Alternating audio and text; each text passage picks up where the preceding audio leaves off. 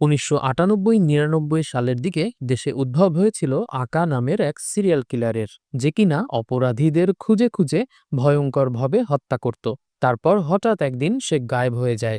গায়েব মানে একদম গায়েব। সে সময়ে শহরে এক কিশোর বাস করত, যার নাম ছিল আবুল কালাম আজাদ। সংক্ষেপ করলে হয়ে যায় আকা। সে একসময় যুবকে পরিণত হয়। তার স্বপ্ন ছিল রকস্টার হওয়ার। কিন্তু শিল্প এমন একটা জিনিস যেটা ভেতর থেকে না আসলে সফল হওয়া যায় না। আবুল কালামের ভেতরে সুর ছিল না, তাই তার গান শুনে সবাই তাকে তাড়িয়ে দিত।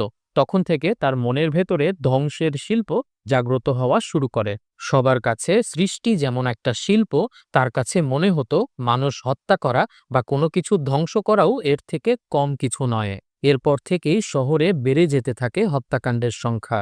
একদম 90 দশকের সেই আকার মতো কে যেন খুঁজে খুঁজে অপরাধীদের নির্মমভাবে হত্যা করে যেত। পুলিশ সেই অদৃশ্য আততায়ীকে ধরতে উন্মুখ হয়ে থাকলেও জনগণ কেন যেন দাঁড়িয়ে যায় অপরাধীদের হত্যা করতে থাকা সেই সিরিয়াল কিলারের পক্ষে। বিচারহীনতার সংস্কৃতির মাঝে দাঁড়িয়ে সেই লোকটি অপরাধীদের হত্যা করে যেন সমাজে প্রতিষ্ঠা করছিল জাস্টিস। ঠিক সেই আকার মতো। তবে কি আকা ফিরে এসেছে? সবার মনে যেন একই প্রশ্ন। এই প্রশ্নের উত্তর জানতে হলে 4 সেপ্টেম্বর হইচইতে চোখ রাখতে হবে। দেখতে হবে আফরান নিশোর নতুন ওয়েব সিরিজ আকা। আর সিরিজটি মুক্তি পাবার পর সময় মতো আমিও চলে আসব এক্সপ্লেনেশন ভিডিও নিয়ে। সেটি দেখতে সাবস্ক্রাইব করে পাশেই থাকুন আমাদের আর ফর রিভিউ বাংলা চ্যানেলের সাথে।